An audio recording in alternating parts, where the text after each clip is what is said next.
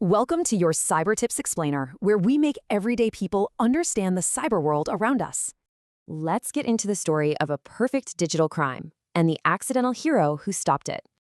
Our story kicks off in the world of open source software built by a global community of volunteers. Meet Lasse Collin. For 20 years, he was the unpaid maintainer of a tiny but vital tool called XC.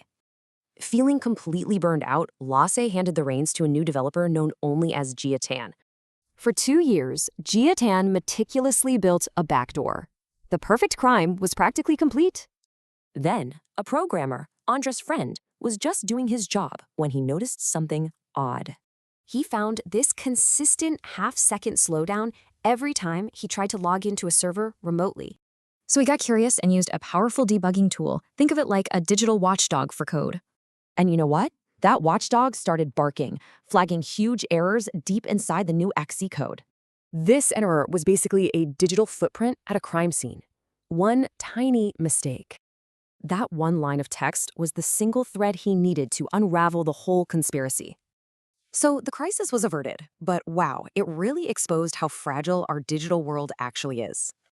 The systems running our lives are protected by volunteers, and it turns out passion is a fragile defense.